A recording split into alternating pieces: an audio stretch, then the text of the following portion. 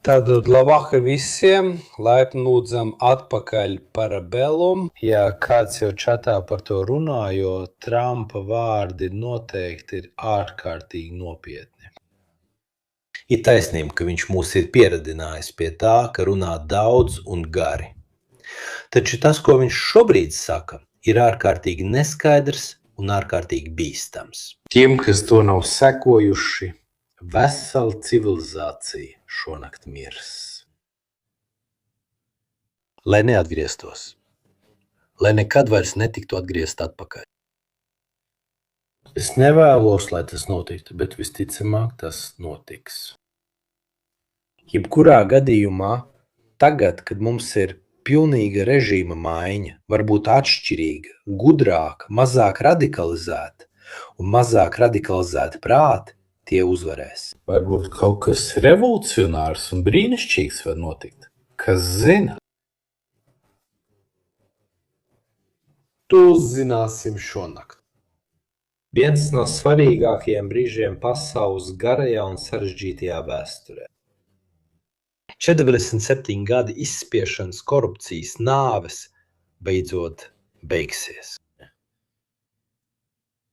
Dievs svētī lielisko Irānas tautu. Tagad, ko nozīmē vesela civilizācija?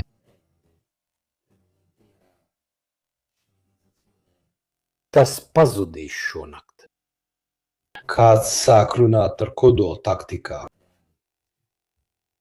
Maz ticams, ka viņi tam piekritīs. Tikmēr sveiciens profesoram Boņardim. Visticamāk, Trumps, kurš ir diezgan pieredzis lietot diezgan asu valodu savā runā, es nedomāju, ka tas viņu interesē. Viņš tiecās uz to arī tāpēc, ka sekas būtu postošas gandrīz visiem. Arī tiem, kas nav tieši mērķis. Godīgi sakot, šajās dienās un stundās jau var redzēt, kā amerikāņi bombardē daudzas iekārtas Kargas salā. Mēs to esam teikuši vairākas reizes. Visi amerikāņu manevri liek domāt, ka viņi vismaz iejauksies uz salā, jo citādi nebūtu iemeslu pārvietot 82. gaisa desanta vienības karavīrus uz kuģa Tripolī un tā tālāk. Un pēdējās stundās viņi tieši ir uzbrukuši Kardas salai, vismaz tās militāriem objektiem. Tas liek nojaust. Ir taisnība, ka iepriekšējās dienās jau bija izlūkošanas un izpētes aktivitātes. Tagad neviens pie pilna prāta. Ka kāds ieņemtu Kargas salu. Bet šeit saprāti mēs esam redzējuši maz. Tāpēc, teiksim tā, kopš Putina laikiem esmu atmetis racionālas analīzes, pieņemot, ka iesaistītie dalībnieki rīkojas racionāli. Tā nav. Putins agrāk nebija tāds. Trumps tagad arī nav tāds. Tātad, ja mēs vienkārši koncentrējamies uz to, kas notiek, uz tiem avotiem, kas mums ir, pat ja tie novērt pie secinājumu, ka tā ir neracionāla rīcība, tev tāpat tas ir jāievēro. Nav iemesla pārvietot šos karaspēkus, veikt izlūkošanu uz salas, ja vien tev patiešām nav nodomu to ieņemt. Pretējā gadījumā visa šī darbība nav izskaidrojama. Kargas salā pēdējo 24 stundu laikā ir notikuši triecieni. Apskatīsim arī, kas tika trāpīts, jo tas mums sniedz norādes. Tā jau tika trāpīta apmēram pirms mēneša, bet ne īpaši smagi. Ja nemaldos, tikai pretgaisa aizsardzības baterijās. Šī ir ārkārtīgi detalizēta karte par to, kas bija zināms uz salas. Pretgaisa aizsardzības baterijas, raķešu sistēmas, moliktavas, radari, sakaru antenas un tā tālāk. Interesanti tas, ka triecieni skāra nocietinātās noliktavas. Kas ir nocietinātās noliktavas? Tās būtībā ir noliktavas, tās, kas ir no dzelzbetona, kur parasti tiek glabāta munīcija. Tās, kuras ukrāņi bieži ir uzbrukuši Lipetskā, Krievijā. Kad tu uzbrūc noliktavām, tu ierobežo kājnieku, to karaspēku vienību, kas atrodas salas iekšienē, spēja apgādāties. Būtībā būtībā savus ieročus. Nav jēgas uzbrukt šīm lietām, ja vien tu neplāno iebrukt. Bija jēga uzbrukt dažām pretgaisa aizsardzības sistēmām kara sākumā, jo tās atradās tieši vidū, kā redzams Persijas līcī. Bet uzbrukt katrai atsevišķai sakaru sistēmai, noliktavām un tā tālāk, liek ļoti domāt, ka viņi plāno to okupēt. Okupēt to, kā jau tika runāts arī ar Pūkvetes tirpi, nebūs viegli. Tas nozīmē, ka tā būs tuvu cīņa. Ņemot vērā, ka ja dodas cīnīties uz iekraušanas dokas zonu, viss, kā redzat, ir pilns ar degvielas molotavām. Tāpēc nevar izmantot bumbas, nevar izmantot artilērijas atbalstu un tā tālāk. Es teicu, tā kā Trumps iespējams ir izlasījis brīfingā, ka 90% Irānas naftas iet caur šeieni, viņš visticamāk ir ignorējis visu pārējo, ko viņam teica. Pēc tam viņš saprata tikai to par 90% naftas, un tāpēc viņš vēlētos paņemt Irāņus aiz rīklas. Vismaz tāds būtu nodoms. Kā to varēja apvienot? Daļa avio pārvadāto, daļa izsēdināmo karaspēku, bet noteikti ar mazākiem kuģiem, iespējams naktī, ar ļoti ātru un mazu floti. Jūs neredzētu, ka Tripolī tur ierodās, jo to varētu pamanīt jau no kilometra attāluma. Un ļoti iespējams, ka citi iespējamie mērķi ir mazā īkšķa un lielā īkšķa salas. Mazliet grūtāk būtu ieņemt salas, pat ja tam būtu lielāka jēga, Ormūzas salas, jo tās ir daudz lielākas. Tur ir daudz vairāk, ko ieņemt. Drīz pāriesim arī pie galvenajiem punktiem. Es uzliku, padomāsim par to, jo es saprotu, ka mēs cenšamies jums sniegt visu iespējamo informāciju tiešraidēs. Tāpēc ir grūti atrast brīdi, lai ar jums parunātu. Izņemot dažus jautājumus, es cenšos izvēlēties tos, kas ir visnoderīgākie sarunas gaitā. Tāpēc mums nekad nav mierīga brīža, lai pārdomātu, kas notiek. Jautājums ir, no kurienes sākt ASV karaspēks. Pēdējā 82. divīzijas un jūras kājnieku vienīga koncentrācija, ko mēs pamanījām, bija Diego Garcijas bāzē. Bet dažu stundu laikā, vienas nakts laikā, viņi var pārvietoties. Ņemiet vērā, ka 82 divīzija un tās bataljoni ir izveidoti tā, lai tos varētu pārvietot uz jebkuru vietu pasaulē 16 stundu laikā. Tātad potenciāli ar lidmašīnām, kas izlido no Diego Garcijas, viņi visticamāk varētu būt šajā reģionā aptuveni 34 stundu laikā.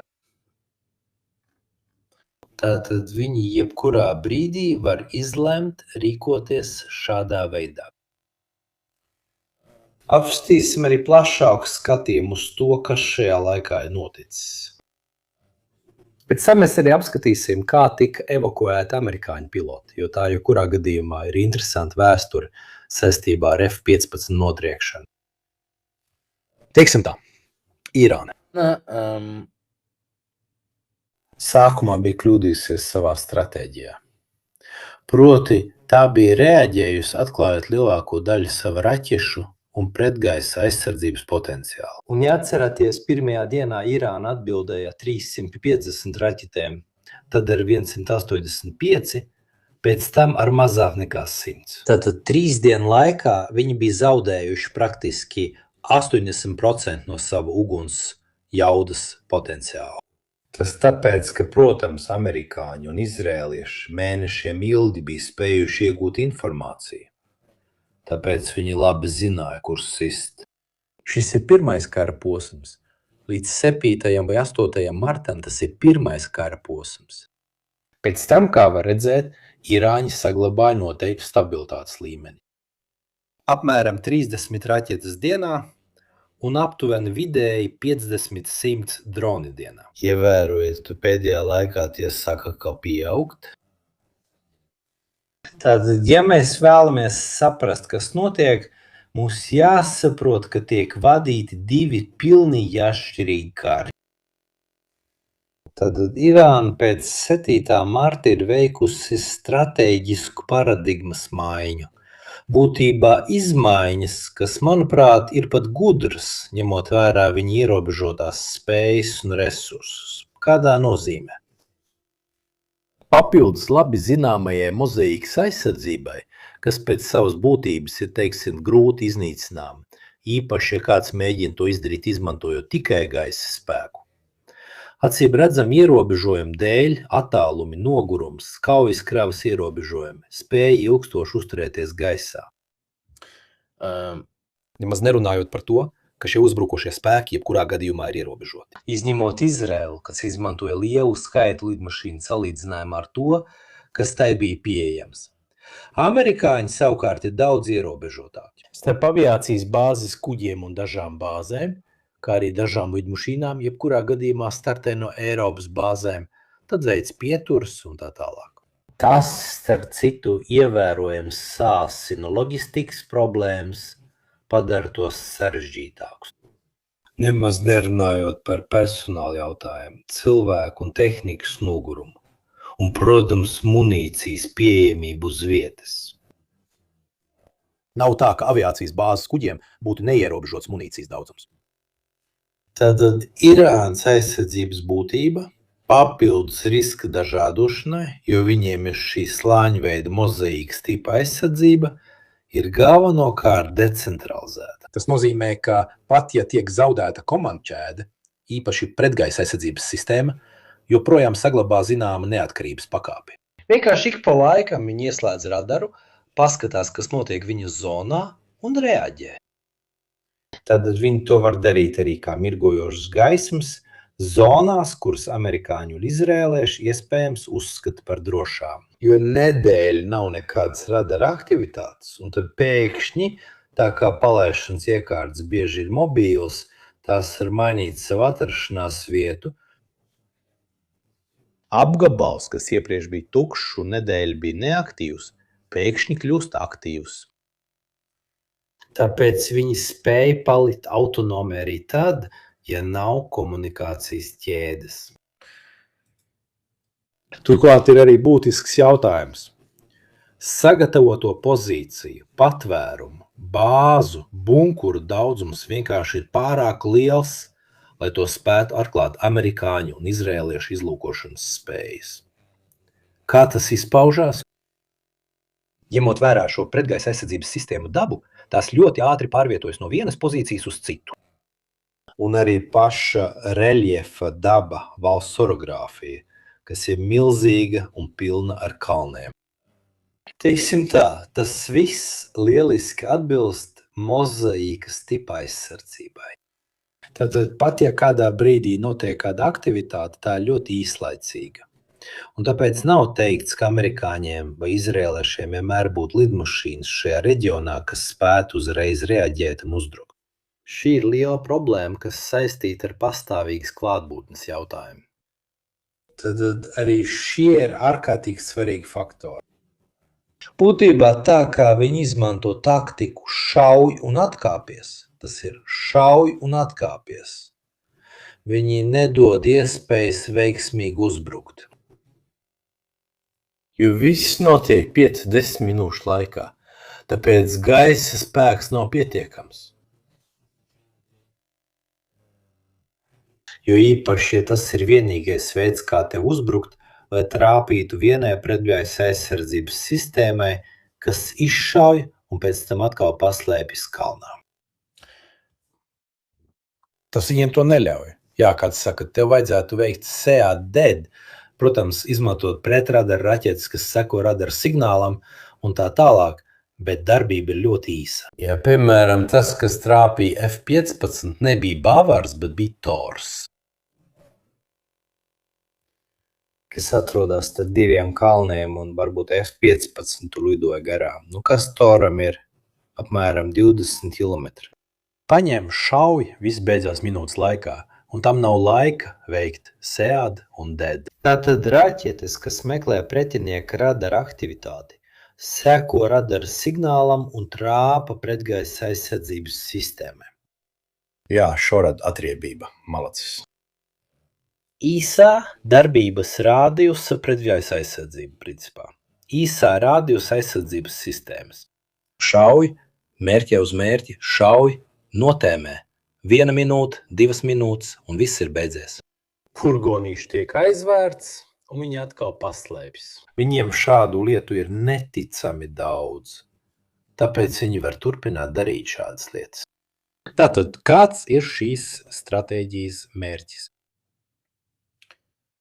Ka neskatoties uz to, ka viņi pirmajā nedēļā zaudēja 80% no savām palaišanas spējām.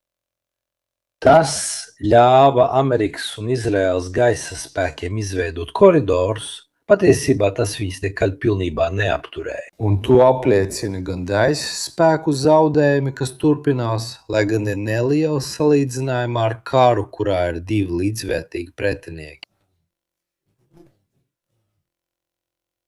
Un arī pastāvīgi turpinās dronu un raķešu palaišana. Lūk, visi šie ierobežojumi, kas ir šāda veida kampaņai, ko īsteno izrēlieši un amerikāņi, ir ļāvuši Irānai saglabāt zināmu atbildes spēju līmeni. Labi? Ierobežota, bet pastāvīga. Bet vai tas ir pietiekami mērķa sasniegšanai? Kādā ziņā tas ir pietiekami mērķa sasniegšanai? Mērķis nav taktiski pretoties pretinieka rīcībai. Tas ir mēģināt pretoties amerikāņu un izrēliešu gaisa pārākumam, jo, ja viņi izmantotu savus resursus, lai to darītu, tie tiktu iznīcināti. Tāpēc viņi to dara tikai noteiktos brīžos, lai saglabātu, visu šo teritoriju nenoteiktībā. Arī tāpēc, ka viņi noteikti ir rēķinājušies ar to, ka zaudēs ražošanas jaudas. Rūpnīcas un tā tālāk, tas jau bija zināms, ka tās tiks zaudētas. Tad viņi zināja, ka viņiem būs prātīgi jāapsaimnieko viņu rīcībā esošie resursi, gan tās, kas bija palikušas, gan tās, kas, uz laiku nebija pieejamas, jo iespējams galerī bija apracis raķetes trieciens. Lai darīja ko? Lai īstenotu savu stratēģiju. Un kāda ir Irānas stratēģija? Tā šajā mēnesī izpaudās vairākos eskalācijas posmos, kuriem, protams, ir 2 kopīgi pamatpunkti. Viens ir laiks, un otrs ir Irānas noturība. Šī simmetriskā stratēģija būtībā vispirms cenšas reģionalizēt karu, un te es teiktu, ka viņiem tas ir izdevies. Ir taisnība, ka tomēr pašas vietas daba lieliski piemērota reģionalizācija. Golfu valstu naftas un enerģētisko ražojumu stratēģiskā nozīme un attiecīgā savstarpējā atkarība, kas pastāv starp daudzām valstīm. Un šīs monarhijas tev dod maz mērķu.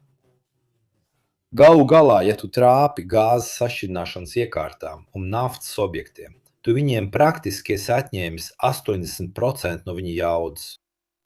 Un otrs ir orogrāfisks faktors. Ja tu vēlies pārvērst šo krīzi, padarot to reģionālu, kur vēl labāka vieta, ja ne Ormūzas šaurums? Es redzu, ka to ir viegli kontrolēt un ierobežot. Kāds ir mērķis? Sākotnējais mērķis bija padarīt to par reģionālu, lai pastiprinātu sekas un izraisītu nākamo eskalāciju, proti globālu krīzi. Lai praktiski pārliktu izmaksas. Politiskās un ekonomiskās izmaksas un to sekas amerikāņiem. Un godīgi sakot, viņiem tas izdevās? Jo galīgais mērķis līdz šim viņiem ir izdevies sasniegt pirmos 3 mērķus, proti izdzīvot ar mozaīkas aizsardzību, turpināt radīt spiedienu, reģionalizēt krīzi, globalizēt krīzi, likt par to visu maksāt ekonomiski un politiski amerikāņiem. Bet arī 4. punkts, kas ir galīgais, proti panākt, ka amerikāņu militārā darbība kļūst politiski un ekonomiski neilgtspējīga. Kam ir visi tie ierobežojumi, par kuriem mēs runājām? Operatīvie, loģistikas un noturības ierobežojumi. Runājot šādā veidā, Irāņi arī piedāvā arvien mazāk mērķu. Tādā nozīmē, ka maksimālais, ko amerikāņi šajā posmā var darīt, ir palielināt to mērķu veidus, kurus viņi uzbrūk. Bet nav tā, ka ja tu iznīcini vēl vienu rūpnīcu vai elektrostaciju, Tas kaut ko mainīt kopainā. Tas, ko Irāņi saglabājuši, lai īstenot savu stratēģiju, ir tur. Nav tā, ka, ja tu uzspridzini tiltu, pazūd raķetes, pazūd droni vai pretgaisa aizsardzības sistēmas. Tāpēc ir interesanti redzēt, ka tiek karotas divas pilnīgi atšķirīgas karas. Viena ir taktiska, un tas ir acīm redzams, ka amerikāņu un izrēliešu taktiskais pārākums ir licis samaksāt milzīgu cenu. Palaišanas iekārtu, kuģu, bāzu, zemūdeņu iznīcināšanu. Virsmas flote vairs neeksistē. Problēma ir tā, ka mēs esam pārāk koncentrējušies uz atsevišķu iznīcinātu kuģu hroniku, uz šādām lietām, tādējādi nedaudz zaudējot kopējo skatījumu. Galu galā. Kas ir galvenais faktors šajā karā? Kas ir strateģiskais, nevis taktiskais? Kā notiek cīņas, tā teikt, uz vietas? Tāpēc es godīgi sakot neredzu veidu, kā amerikāņi un izrēlieši atstāja malā, jo viņi ir atsevišķi gadījums, un par to var runāt atsevišķi. Amerikāņi nevar uzvarēt šo karu nevis tāpēc, ka militāri nevarētu sagraut irāņus, bet gan tāpēc, ka būtībā, ja tev nav spējas ierobežot savam pretiniekam ražošanas, loģistikas un citu procesu nepārtrauktību, tad tikai ar gaisa spēkiem tu nevari gūt strateģiskas uzvaras. Tas ir ļoti grūti. Es jums došu piemēru par gandrīz tikai gaisa un jūras spēku uzvaru, ko Japānas impērija guva Pearl Harborā, un tā bija tikai taktiska nozīme. Viņi iznīcināja dažas lidmašīnas, dažus kuģus, bet viņi neko nevarēja izdarīt, lai liektu pretiniekam turpināt būvēt kuģus. Tātad galu galā tā bija vienkārši lokāla uzvara.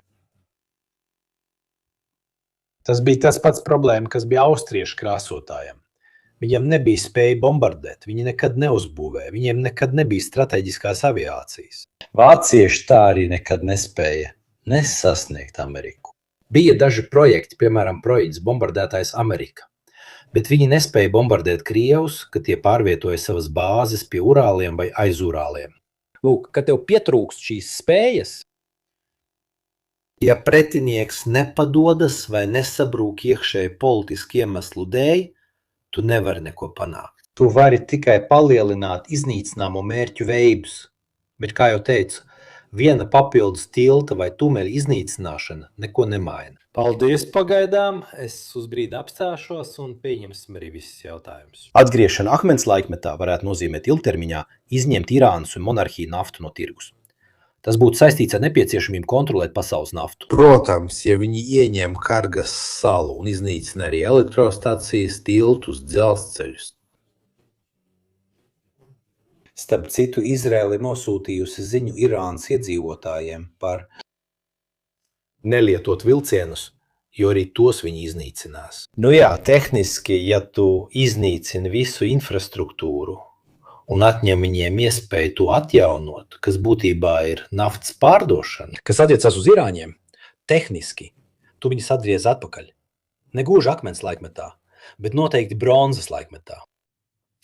Stefan Didona. vai ir zināms, ka Irāna ir izveidojusi drona rūpnīcas Taģikistānā? Nē, tie bija Krievi, bet ne Taģikistānā, gan Tatarstānā. Varbūt arī Irāņiem izdosies atrast starpnieku spēkus, bet rūpnīcas 2 mēnešos neuzbūvēs.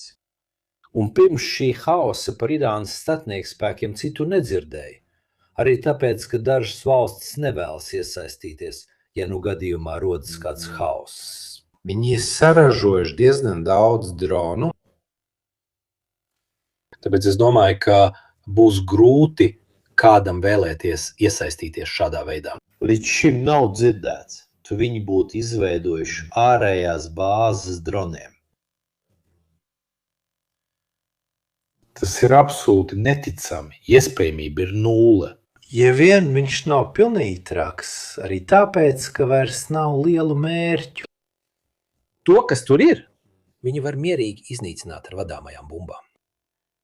Nav nepieciešamības. Tā tad ir paspīlējums. Tās ir Trumpa vārdus. Es saprotu, ka tie rada satraukumu. Bet nē, šāda lieta netiks izmantota. Tāpēc esiet mierīgi, es zinu, ka presa tam pievērsīs uzmanību, jo Trumpa vārdi patiešām ir ļoti satraucoši un viegli pārprotami. Ne tikai viņa, arī Vence vārdi, jo arī Vence palika diezgan neskaidrs un vēlējās uzsvērt to, ko teica Trumps, proti šo. Visa valsts var tikt skarta vienas nakts laikā, un tā nakts varētu būt jau rīt. Kāpēc es taisīju šo tiešraidi? Tāpēc, ka šonakt varētu būt tā nakts. Un es sajūtos, neatkarīgi no tā, ka mēs sniedzam informāciju un tā tālāk, ka man tomēr jums jāpasaka, ka ja tiešām notiek šādi veidi uzbrukums, tad mēs nonākam brīdī, kad vairs nav atpakaļceļa, jo pastāv risks sasniegt šo punktu bez atgriešanās. Un mēs esam tam ļoti tuvu. Kādā nozīmē? Punkts bez atgriešanās. Līdz šim tas, kas bija noticis, bija, es uzbruku tavām dažām bāzēm, dažiem radariem, kādai TAD sistēmai, tu uzbruc maniem palaišanas iekārtām. Tas vairāk vai mazāk bija palicis militārajā jomā. Amerikāņu bāzes Kuveitā, citas vietas tika bombardētas, un Izraels un ASV spēki uzbruka bāzēm, lidmašīnām, kuģiem un tā tālāk. Irāņi. Ja tā vietā sāk viens otru bombardēt, īpaši Irāna un Persijas līča monarhijas, jo tieši Persijas līča monarhijas var ciest. Irānas atriebība, tad mēs nonākam līdz punktam, no kura vairs nav atgriešanās. Kādā nozīmē punkts, no kura nav atgriešanās? Kā mēs jums parādījām iepriekšējā tiešraidē. Šīs valstis lielākoties ir atkarīgas no lielām iekārtām, kas saražo no 20 līdz 30% enerģijas, naftas un tā tālāk. Tātad pietiek trāpīt divām iekārtām, un tu atņem viņiem 60% ūdens, 60% enerģijas, 60% naftas ieguves jaudas, un līdz ar to arī spēju atjaunoties. Vakar Irāņi uzbruka ļoti svarīgu Saudarābijas ražošanas objektu, to mums apstiprina arī NASA firmas dati. Kā redzams, kur redzat sarkano, un kur praktiski ir siltuma rādījumi, tas mums norāda, ka ir uzbrukts ļoti svarīgam objektam. Kāpēc svarīgam objektam? Tāpēc, ka šis objekts ražo aptuveni 30% no Saudarābijas naftas. To sauc Džubaila. Patiesībā tas ir industriāls konglomerāts, kur tiek ražoti mēslojumi, naftas produkti, tātad plastmasa, bitumens, bet galvenokārt nafta. Saskaņā ar dažiem aprēķiniem tas veido no 6 līdz 8% no visas pasaules naftas ieguves. Un no 25 līdz 30% no naftas, ko iegūst Saudarābija. Labi? Ja šī iekārta pārstāja darboties, krīze kļūst sistēmiska, jo nav tā, ka pēc mēneša, ja karš beidzās, šī iekārta atkal sāks ražot kā iepriekš. Ja sāk iznīcināt šīs iekārtas viena pēc otras, lai uzbūvētu jaunu iekārtu ar šādu jaudu, ir nepieciešami 45 gadi. Un ko pasaule darīs šos 45 gadus, ja Persijas līča monarhijas zaudēs savas spējas un arī Irāņi? Krīze kļūst sistēmiska, kā teica Džordžo Alfaras. Milzīgs rūpniecības centrs ar platību 1000 km². Labi, tāpēc es saku, mēs tuvojamies punktam, no kura vairs nav atpakaļceļa. Ja amerikāņi rīkosies, kā viņi plāno, proti, iznīcinās lidostas, ostas,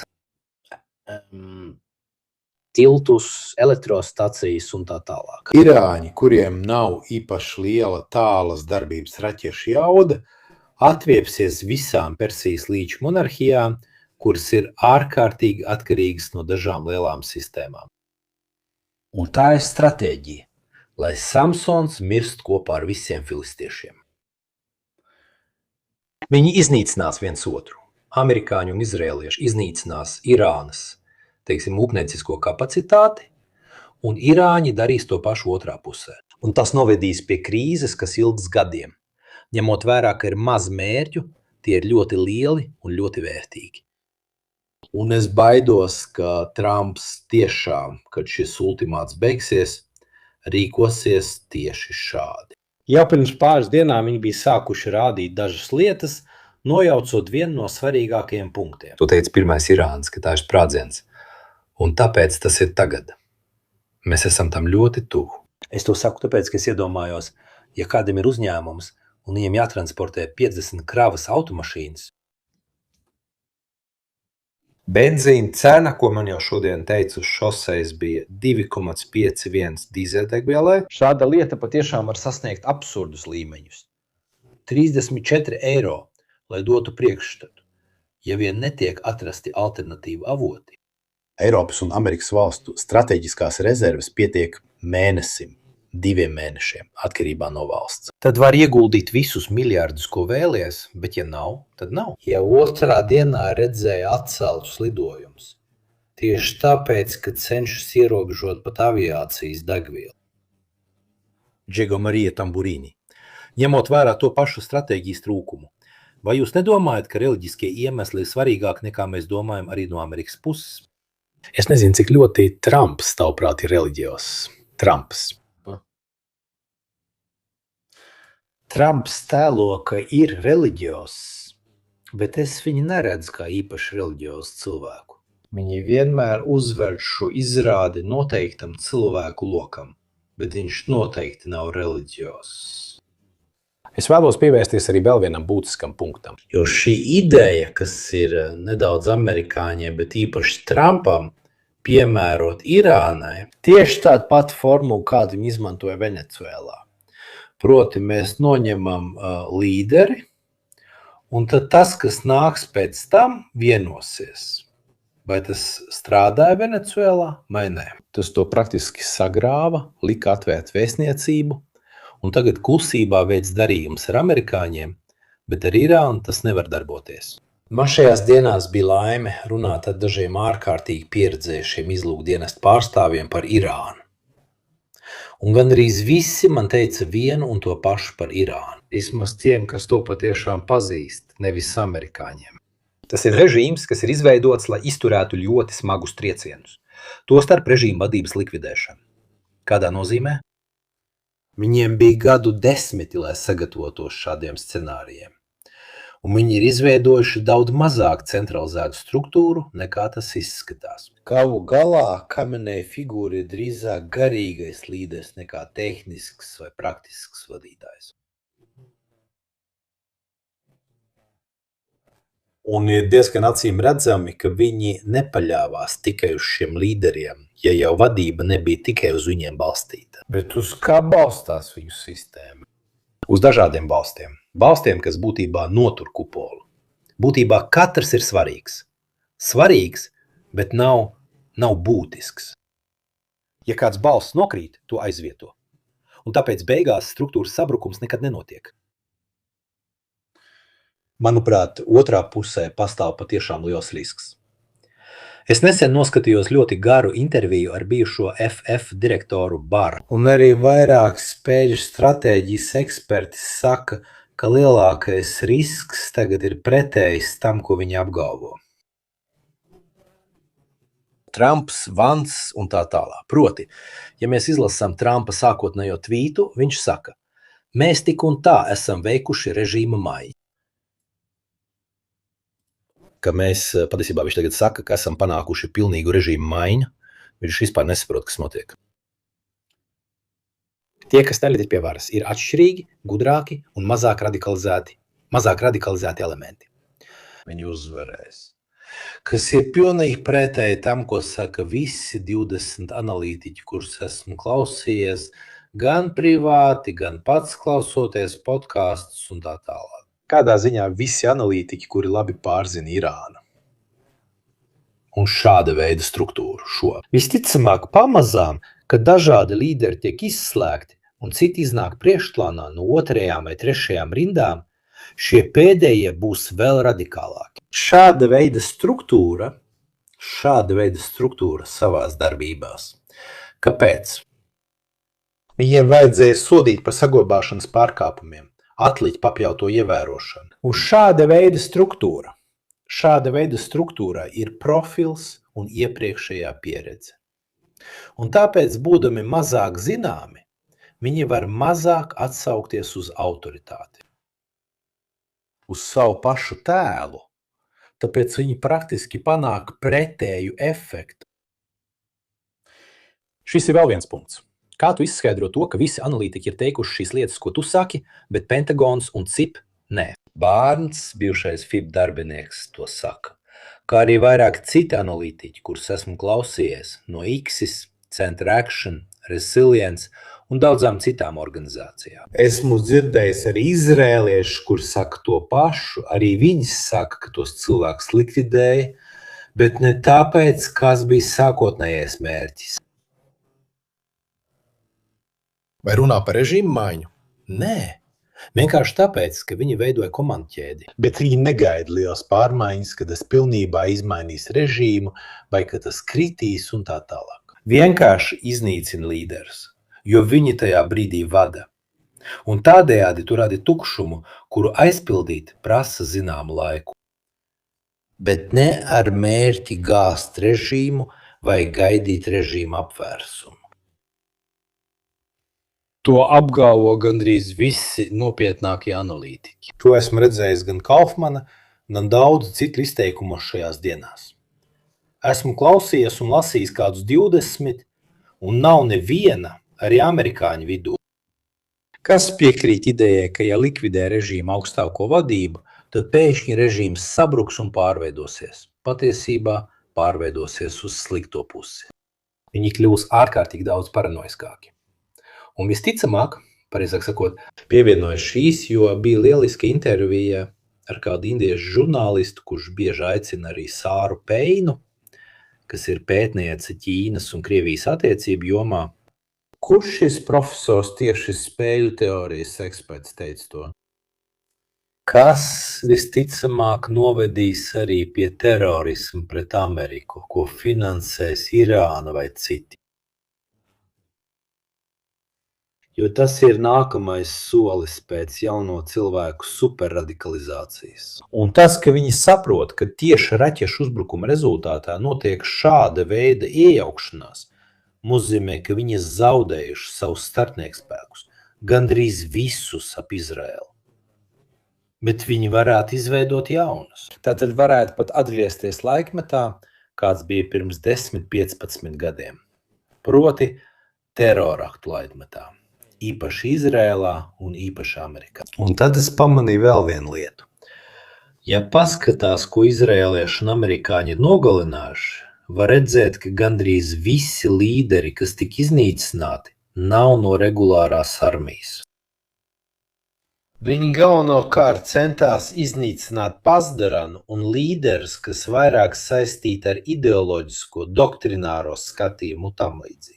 Tie, kas ir vairāk operatīvi armijā, tika iznīcināti mazāk, jo armija ir mazāk fanātiska, vismaz regulārā armija, lai gan patiesībā arī mazāk. Tev mācis. Šodien Ķīnā ir paredzēts naftas atvasinājumu, benzēna, etilēna, propilēna, cenu samazinājums.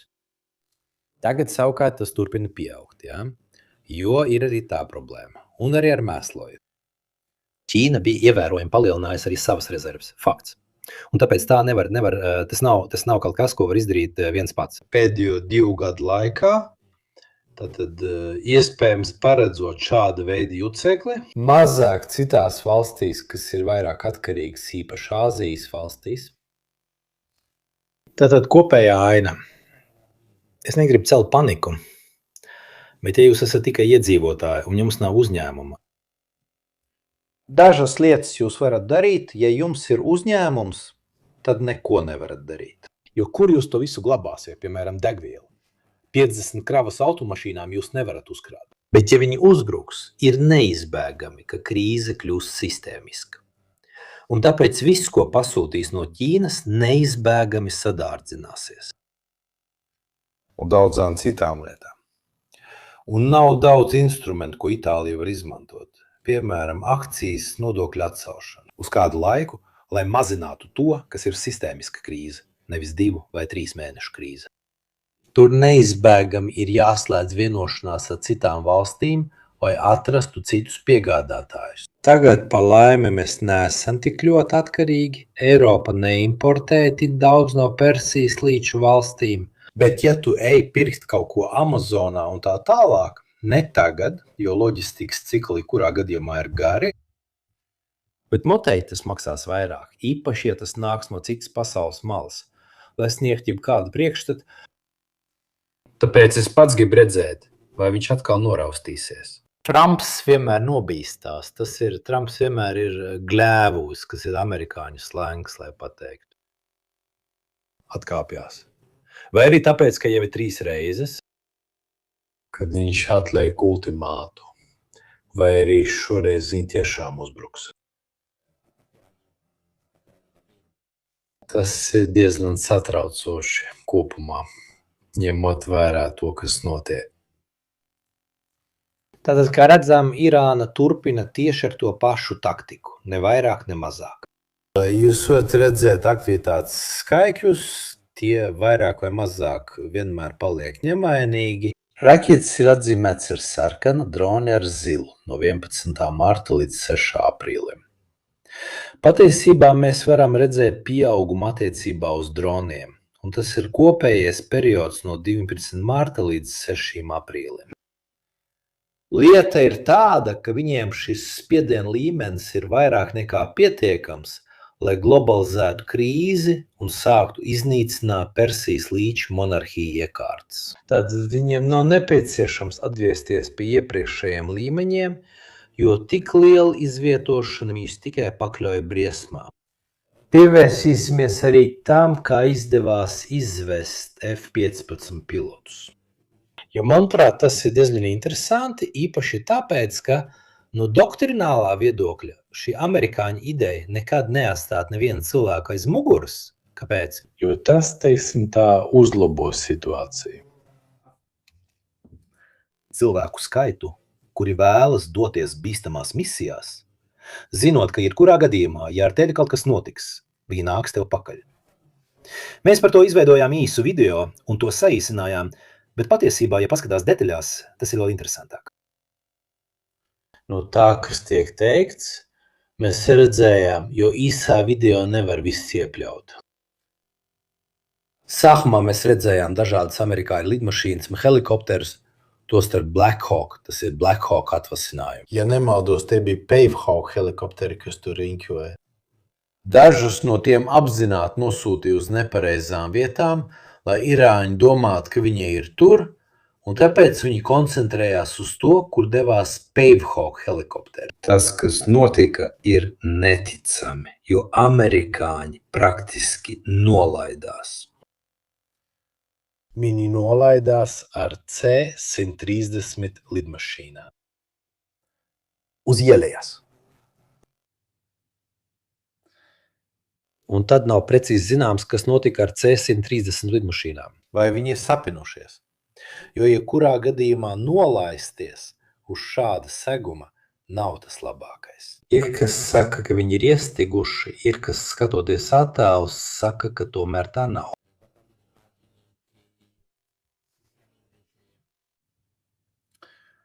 Viņi viens otru mobloķēja, kad mēģināja pacelties.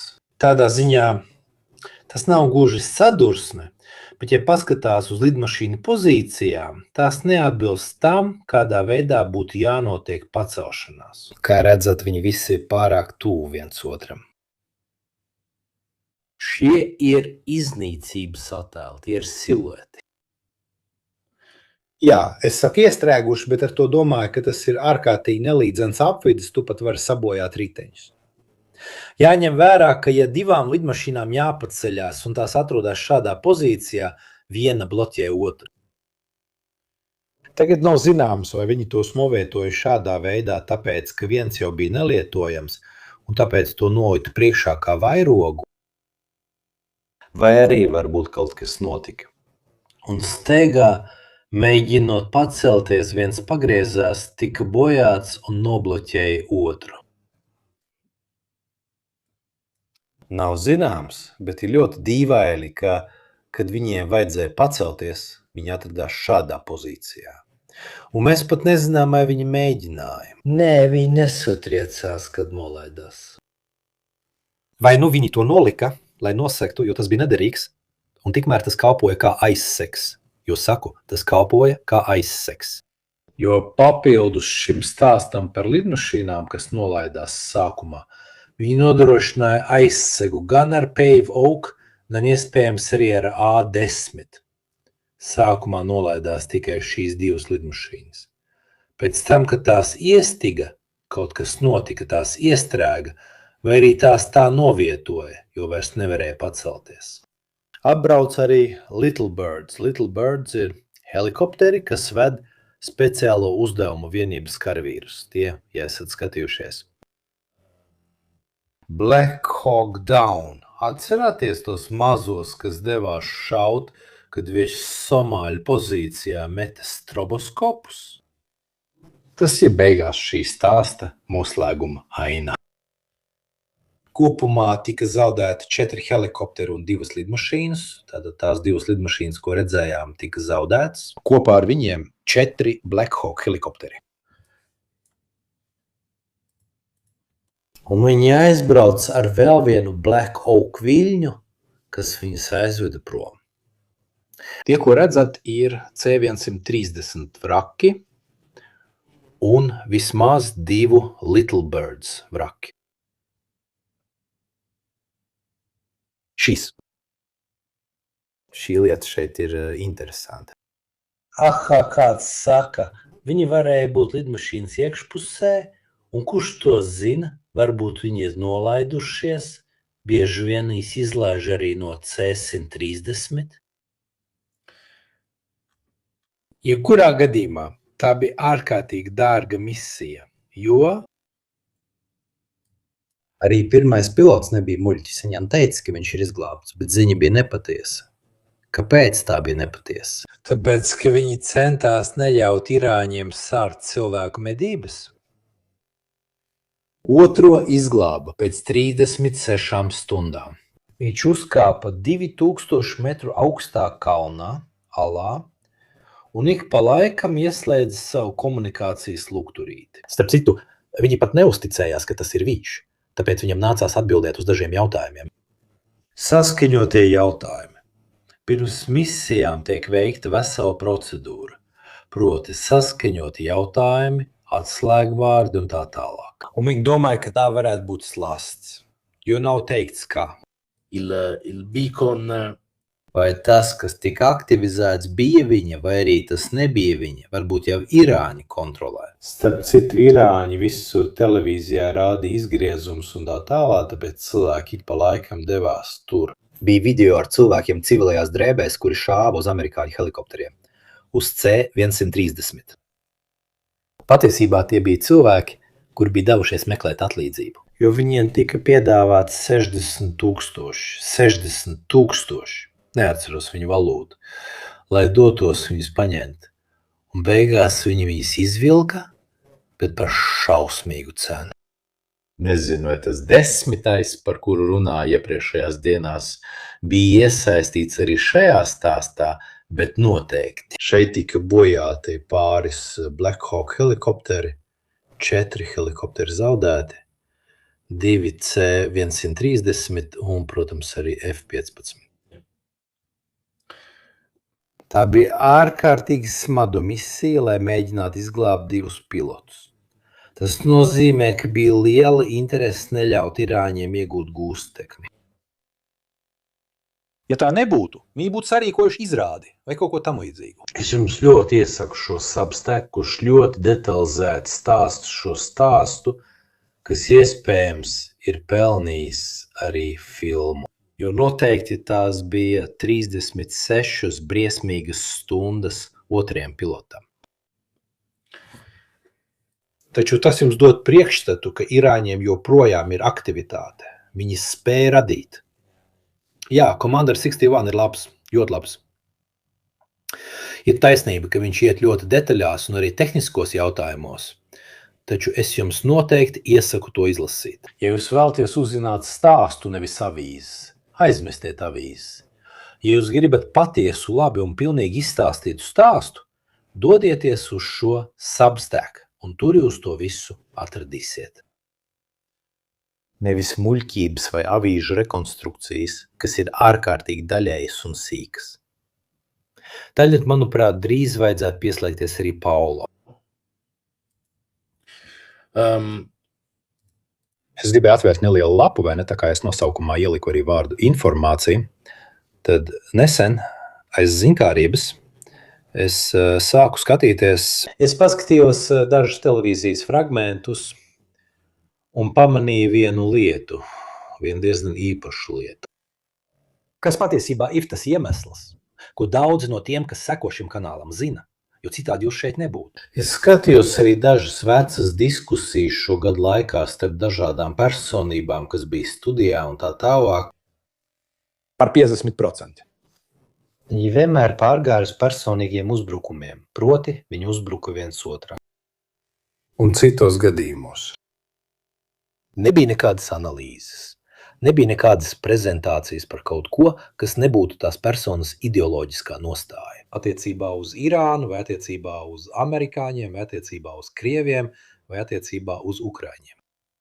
Viņi kliedza viens uz otru, tas labākais gadījums, 50%.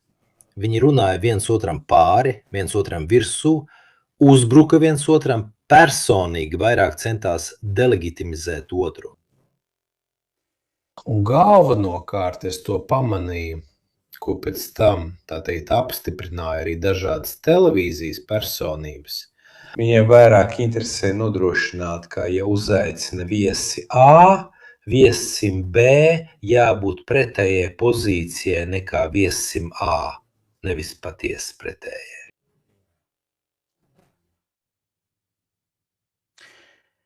Un tad es sev jautāju, un kur tad ir žurnālista darbs?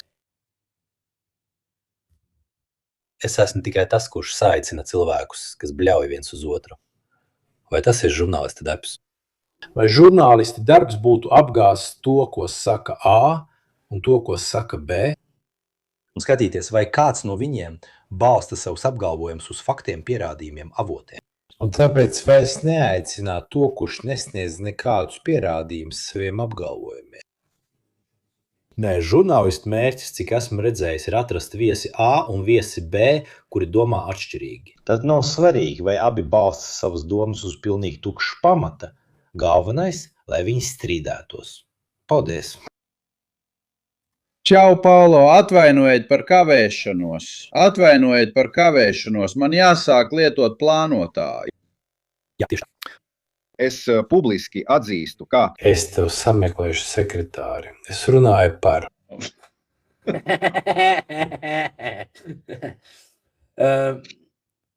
Es runāju par sākuma daļu. Tu to zini, vai ne? To, ko es tā nosūtīju.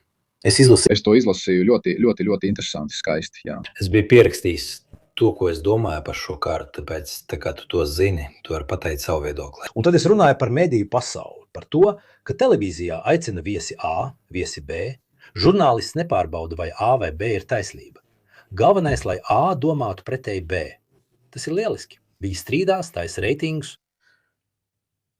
Tas gan, bet tā ir arī mūsu vaina. To vaina, kuri... Jo viņi skatās tos... Ja tu saskaroties ar kaut ko mazliet sarežģītāku, pārslēdz kanālu, es to redzu. Ja tu dzirdi Luču Karačolo, kurš ir ļoti labs un runā arī padziļināti, tomēr viņam ir noteikts runas veids salīdzinājumā. Piemēram, Dario Fabri gadījumā tu automātiski meklē izklaidi. Dario Fabri tu klausies patīkamāk nekā Luka Karačolo, piemēram, vai Lučio Karačolo. Neatkarīgi no tā, kas tiek teikts.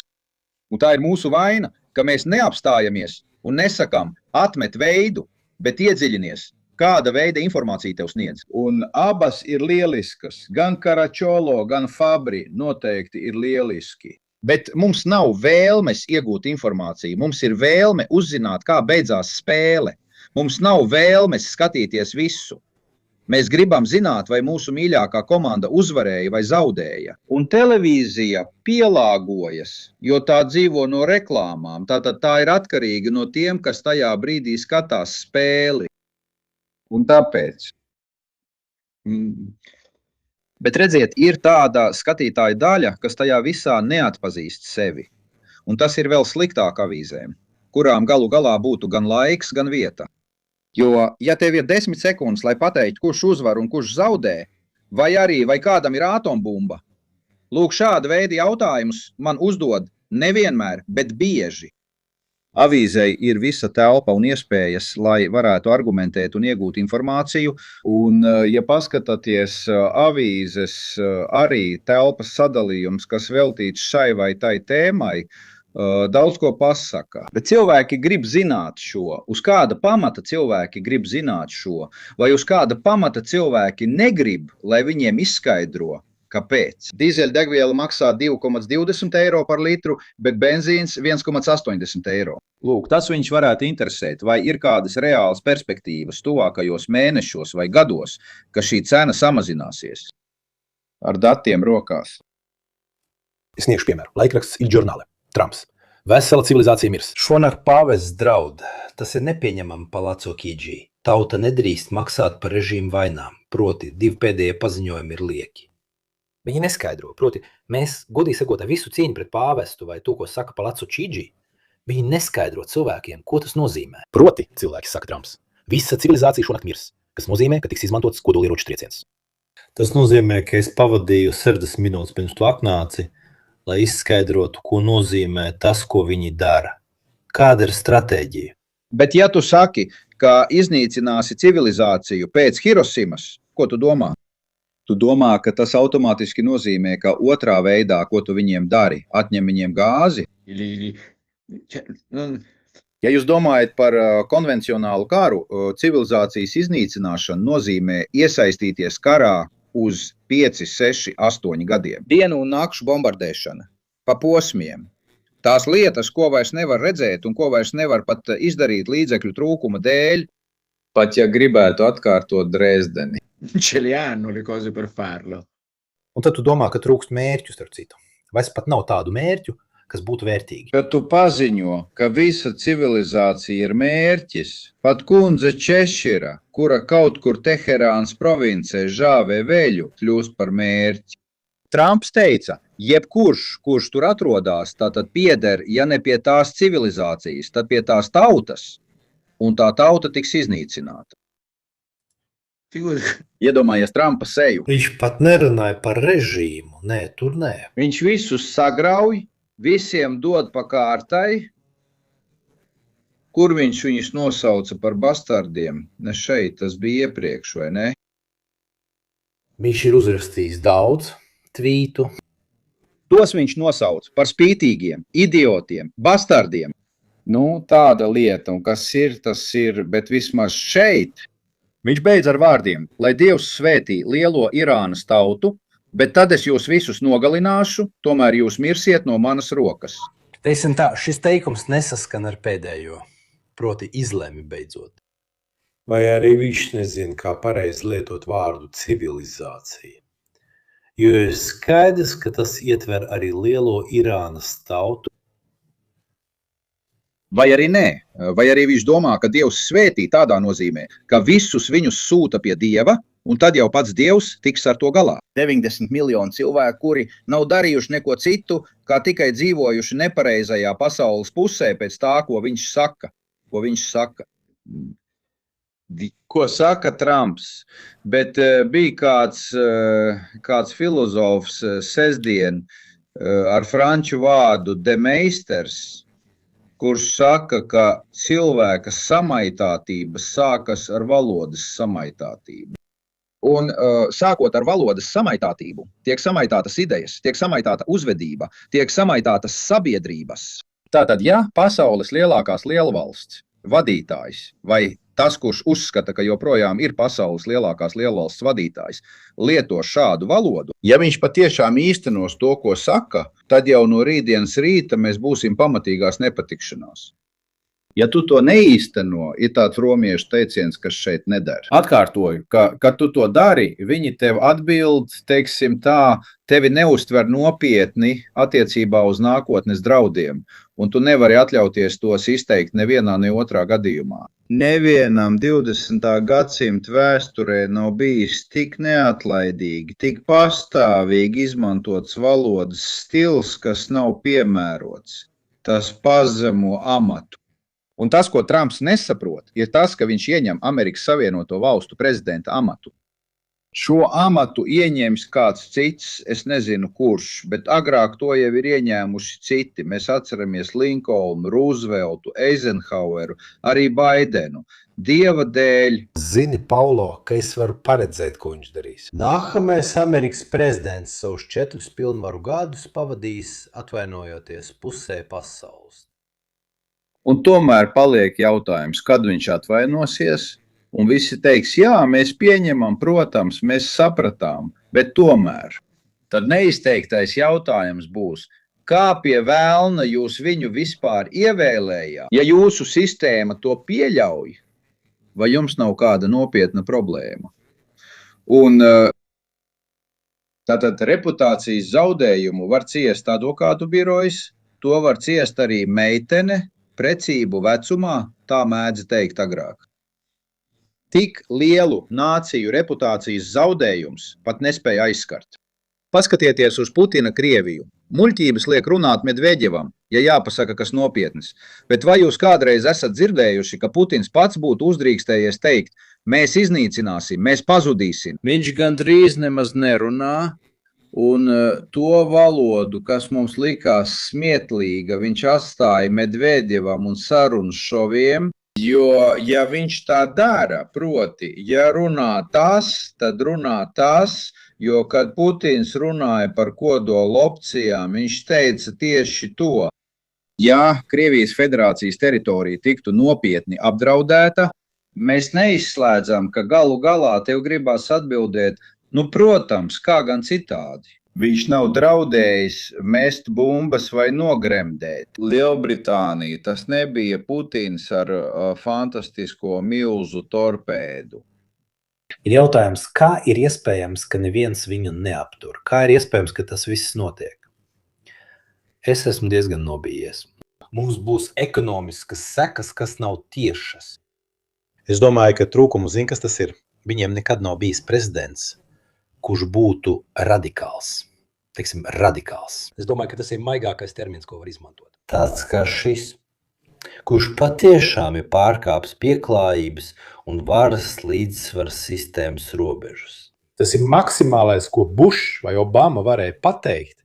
Salīdzinājumā ar Bakolīnu bija nieks, tāpēc viņi to nekad īsti nav pārbaudījuši. Te parādījās kāds, kurš to patiešām pārbauda. Viņi saprot, ka varbūt tas ir nedaudz neefektīvs instruments. Jā, un otrkārt viņi saprot, ka daļa no viņu demokrātiskās uzbūves ir pazudusi. Vai zinat, kur tagad atrodas kongress? Atvaļinājumā, jo viņiem ir vasaras brīvdienas, pavasara brīvdienas, un veselu mēnesi kongress ir slēgts, jo viņi ir atvaļinājumā. Tātad notiek karš, viņi atbalsta vēl vienu karu, un kā politisku signālu kongress dodas atvaļinājumā uz veselu mēnesi. Ir šis aspekts, Amerikas kongresa neizsludinātais prezidenta pretstats, kas ļauj šim prezidentam darīt, ko vēlas, un arī slikti laika apstākļi ar nelielu uzlabojumu. Pretošanās uzminiet, no kā? No augstākās tiesas, atstājot štatu gubernatoriem, teiksim, to izteiktāko opozīciju, pēdējā bija tā AIS lieta, kas teica, likt šaut manas mājas ielas vidū, nepaldies. Kur ir pārējie Amerikas Savienoto Valstu varas atzari? Tiem gan ir liela vara, ja ne gluži nosodījuma akts, tad viņiem ir simboliska valoda, ko īstenot. Ja grib, tad šis cilvēks tiek palaists bez grožiem šaurā uzticamo cilvēku lokā, kas, manuprāt, ir bīstamāk par viņu pašu. Lavaita, tā, kura viņu salīdzināja ar augšām cēlušos Kristu, proti jūs paņemat jebkuru prezidentu, jebkurā vietā, Spānijas karali, un redzat, ka kāds viņu salīdzina, viņam klāt esot ar augšām cēlušos Kristu. Redzat, ka tas nestrādā. Šī lieta ir ļoti nopietna, un par to cietīsim mēs visi, bet visvairāk par to cietīs amerikāņi. Kāpēc? Valsts lielākā bagātība, īpaši šādā situācijā, ir tās uzticamība. Ne tikai finanšu un ekonomiskā ziņā, bet arī spēja pildīt solījumus. Gan labā, gan sliktā. Ja apsoli kaut ko labu, tad to arī izpildi. Ja apsoli kaut ko sliktu, arī to izpildi. Tāpēc cenšas negūt pārāk pārspīlēti. Tie, kuriem patīk filmas vai atceraties, tur ir Prezidents mīls stāsts, filma ar Maiklu Duglasu. Viņš spēlē ASV prezidentu, un kādā brīdī viņam jāvada uzbrukums Lībijas bāzei. Un viens no viņa palīgiem, kad viņš pieņem lēmumu bombardēt, saka, viņš šovakar izdarīja kaut ko ļoti prezidentisku.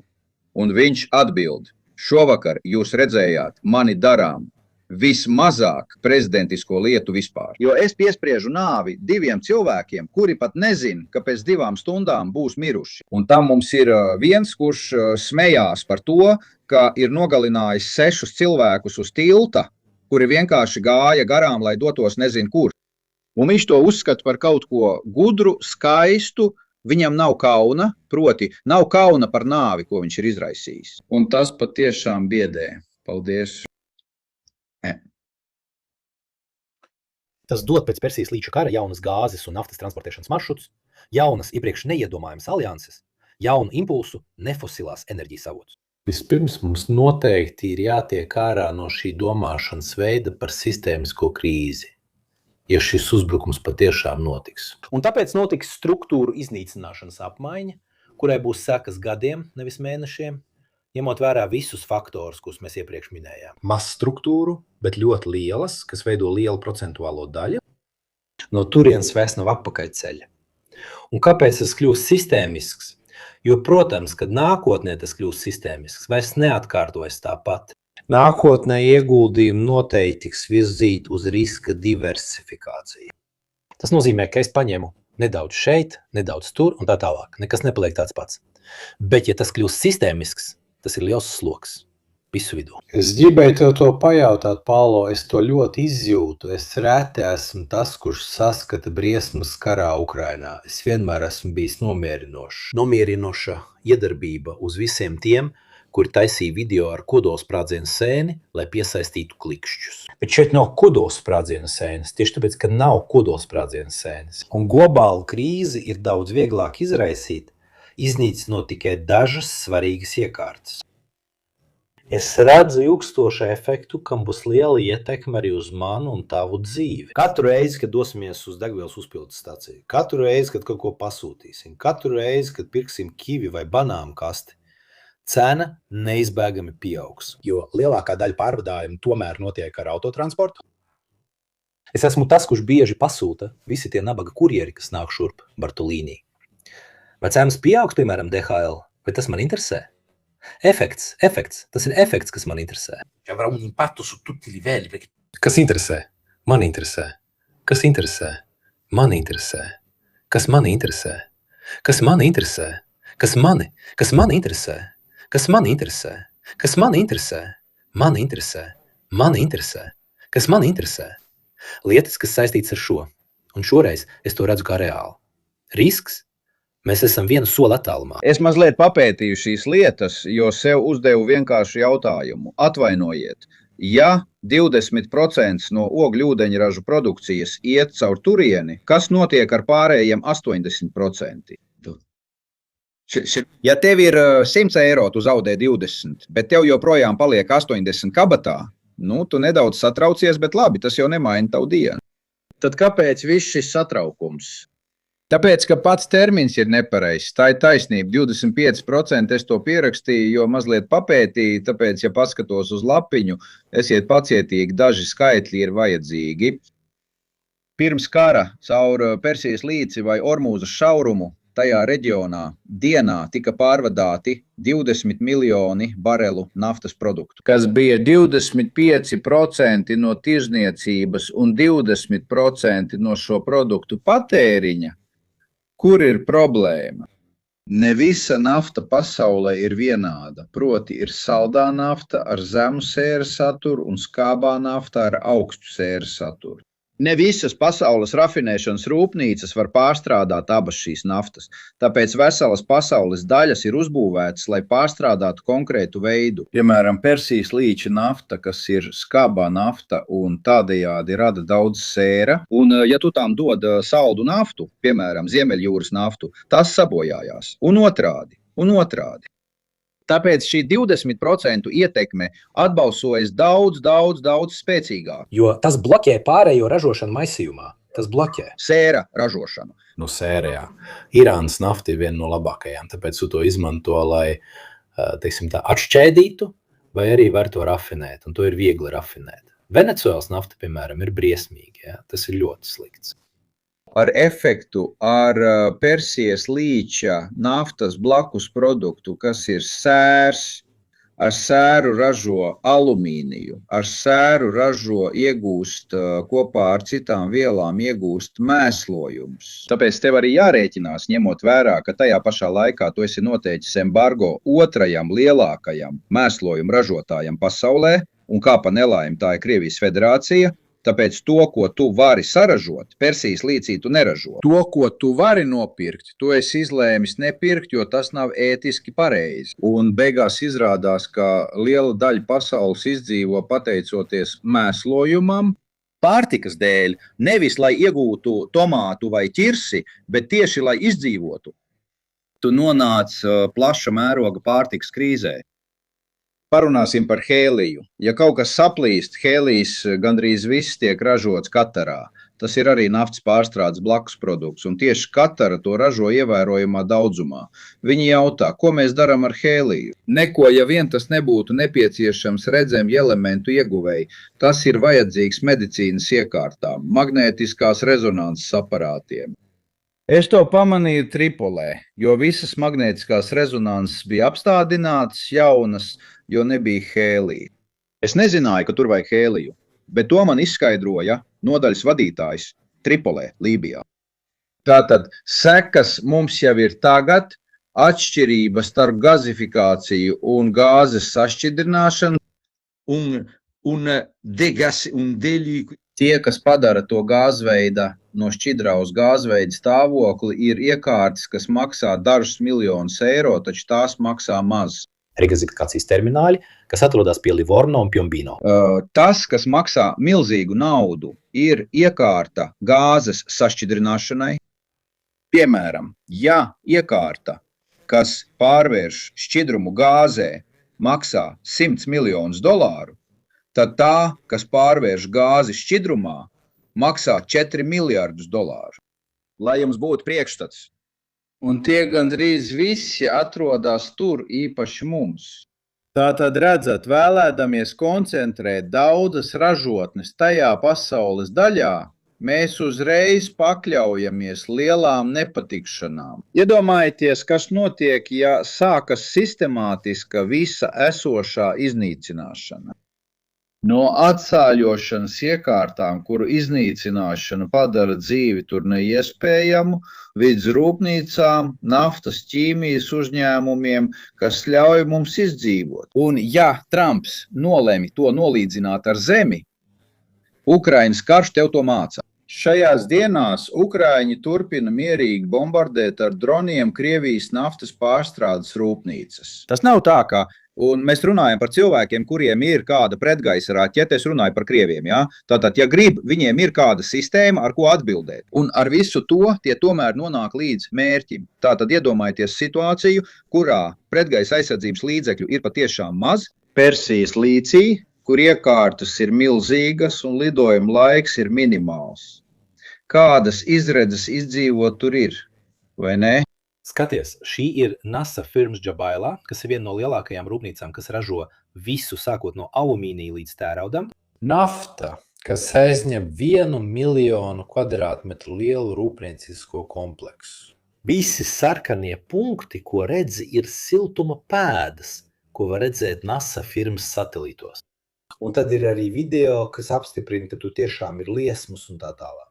Tas ir 2530. procenti no Saudarābijas ieguves jaudas, lai jums būtu priekšstats. 58% no pasaules satiksmes gāja caur šejieni. 60 miljoni tonu naftas produktu tika transportēti caur šo vietu. Un viņiem to ir maz, kā jau teicu, arī tiešraides sākumā. Maz ražotņu, ļoti lielas, arī tāpēc, ka loģistiski ir vieglāk visu centralizēt, jo daudzus no šiem ražošanas procesiem var savstarpēji sasaistīt. Tātad, ja viņi patiešām spēr lielu soli un sāks sagraut Irānas rūpniecisko sistēmu, tad tiem neizbēgam atliek atbildēt tikai tādā veidā, triecot pa Persijas līča monarhijām. Un tad mēs nonāksim līdz tam. Šokējošais ir tas, ka pēc 4,5 gadiem kara Ukrainā, kur abas puses ir pieredzējušas, ar droniem es varu nodarīt tev kaitējumu, nopietnu kaitējumu. Viņi tos ražo, pat izgudroja paši savus dronus, un tu nesaproti, ka viņi tāpat tevi atradīs. Tu domā, ka vari meklēt dronus pa visu Irānu un atrast tos visus? Veiksmi, jo Krievi jau 4 gadus mēģina atrast visas garāžas, kur tiek ražoti ukraiņu droni, ar 3D printeriem, ar kundzi Cesiru, un viņiem neizdodas apturēt ražošanu. Un šī ražošana nodara smagus zaudējumus Krievijas ražošanas sistēmai. Un ņemot vērā, ka armijas ir izvietotas, tagad armijas nav izvietotas. Bet tas nodara ļoti nopietnus zaudējumus abām izvietotajām armijām. Tu nesaproti, ka šo karu nevar izcīnīt tikai ar A-10, ar F-35, ar satelītiem, ar visu, ko vien tu vēlies. Es neuzdošu jautājumu, uz kuru es mēģināju atbildēt pašā sākumā. Kā jau teicu, es noskatījos apmēram 20 analītiķu šos komentētājus, sākot no bijušā FIB direktora Bāra, un viņiem visiem ir viens un tas pats viedoklis, kas ir pretējs Trumpa tvītiem. Tas ir, ka tu atstādili daļu no šādas administrācijas, tie, kas nāk no 2. vai 3. līnijas, bieži vien ir vēl sliktāki, jo viņi ir mazāk zināmi, tāpēc viņiem ir jāparāda sevi, un lai viņus pazītu un no viņiem baidītos, vairāk paranoiski un vairāk radikalizēti. Tāpēc tu iegūsti pretēju efektu. Un es sev jautāju, un tas ir jautājums, vai tiešām nav neviena, vai tiešām Pentagonā, starp analītiķiem un tā tālāk, neviens nepaskaidro tiem, kas vada, ka šīs lietas ir pretējas tam, ko viņi cenšas panākt? Neskaitot to, ka mēs esam redzējuši ģenerāļus tiekam atstādināts. Un tas liek man domāt, ka varbūt Tas ir, viņš mēģināja, vai arī tu esi varonis, un tad tu upurē 38, 40 gadus ilgu karjeru, kur esi smagi strādājis Vācijā, Dienvidkorejā, esi nosūtīts uz 4 gadiem Aļaskā, un tikai par to, ka esi pateicis, paskatieties, varbūt šo nevajadzētu darīt, tev viss tiek izmests vējā, un tad, ja tu izvēlies būt šāds, tu nonāc varoņu misionāru kategorijā, un tas ir pelnījis lielu cieņu. Parastie cilvēki paņem kalendāru un saka, ja es klusēšu 2 gadus, šis pēc 2 gadiem vairs nebūs. Man tikai jāizdzīvo šis laiks. Un dara to, ko parasti dara. Jā, protams, taisnība, noteikti, jā. Tagad nē, rīt no rīta. Tu mēģini palēnināt lēmumu sekas, jo, ja grib, to var izdarīt. Nepiekrīti ar entuziasmu šai idejai, jo vienreiz kaut kas pietrūkst, citreiz vajag kaut ko citu, vēl citreiz atkal kaut kas pietrūkst. Es paskaidrošu, es domāju, ka kāds to dara arī militārās darbības organizācijā, bet nevar prasīt, lai dienests, kas kalpo politiskajai varai, sāktu pretoties šai politiskajai varai, jo galu galā ir jāatcerās. Arī šeit ir pretruna ASV bruņoto spēku iekšienē, jo viņi saka, mēs vienmēr zvēram uzticību valstī un konstitūcijai, nevis pagaidu baltā nama iemītniekiem. To teica MacArthurs, vai ne? Jā, un viņai bija taisnība. Proti, ja tev dod nelikumīgu pavēli. Tas bija liels strīds starp karavīriem. Tieši tajā laikā, kad pēdējos mēnešos bija problēmas ar Venecuēlu. Ņemot vērā, ka tu esi zvērējis aizstāvēt valsti gan no ārējiem, gan iekšējiem draudiem. Ja tev dod pavēli, kas nav likumīga, tev ir visas tiesības iebilst. Tāpēc, ap citu, Hegsets jau iepriekšējos mēnešos, pirms 6-7 mēnešiem bija sācis atlaist daudzus, teiksim, juridiskos konsultantus armijas iekšienē. Tas ir tos, pie kuriem karavīrs vēršas pēc palīdzības, kad saņem pavēli, kuru viņš uzskata par nelikumīgu. Turklāt jāņem vērā, ka bruņotajos spēkos noteikti būs arī tādi, un neviens vien, kuri saka, ka tā rīkoties ir ļoti pareizi. Bija laiks. Viņš saka, es iestājos armijā 85. gadā ar domu, ar cerību bombardēt Teherānu, un beidzot tagad es to daru. Jāņem vērā, ka ir liela daļa, kas ar sajūsmu atbalsta šo iniciatīvu. Arī tāpēc, ka viņi nav radīti, lai veiktu novērtējumus, kas pārsniedz viņu tehnisko jomu. Viņi ir tehniski ļoti sagatavoti, spēj paveikt ļoti sarežģītas lietas, bet, kad jautā, vai tu saproti, kas notiks, ja tu to izdarīsi? Lūk, uz šo jautājumu viņi vienmēr ir apjukuši. Neatkarīgi no tā, ko tu viņiem lūdz izdarīt, viņi tehniski spēj to paveikt daudz labāk nekā jebkurš cits, iespējams, visā pasaulē. Jautājums, ko uzdot, ir, kāpēc vai kādas ir sekas tam, ko tu dari, jo tas pilnīgi neietilpst viņu sagatavotībā. Un es redzu arī dažas sistemātiskas lietas. Proti, to, ko mēs domājam, ka tā ir vienkārši ziņa, vai ne? Piemēram, šī, kas ir no 2025. gada februāra. Noņemt advokātus, kuri palīdz militāriem jautājumos par strīdīgām lietām, nomainīt dažus jūras spēku vadītājus, uzrunāt ģenerāļus ar īsu runu. Jūs esat neglīti, netīri, ļauni un slikti fiziskā formā. Paskatieties, vai saņemtos. Dariet to, ko es saku, atstādiniet operāciju komandieru. Kad Venecuēlā bija tā antiterorisma lieta, nē. Pretizniecība vērstas operācijas, tas viss ir kā puzles gabaliņi, kas palīdzēja padarīt bruņotos spēkus pakļāvīgākus un mazāk spējīgus pateikt nē. Jo viņš tāpat izdara Punīčīna 1 un Dukāno 100. Viņš atcēla ģenerālštāba priekšnieku. It kā rīt Nelonī pamostos un atlaist priekšnieku Dragoni, piemēram, ne? Vēl viens ļoti augsts līmeņa cilvēks, tāpat No dienas uz nakti, pat ja viņiem varbūt jau bija 2 gadi komandēšanas laika. Jā, tas ir apmēram tas, ko Putins darīja sākumā, teiksim, pirmajos 2 kara Ukrainā gados, cik ilgi tas vispār ilga, 3 mēnešus, 4 mēnešus. Jā, bet tur vismaz bija doma, ka es tevi atceļu, jo tu esi izdarījis vienu no tām neveiklajām kļūdām. Proti, varbūt es neesmu tevi nostādījis uzvaras pozīcijā, bet tu esi darījis visu, lai zaudētu. Tāpēc kopumā mēģināsim paskatīties, vai kāds cits var izdarīt mazliet labāk.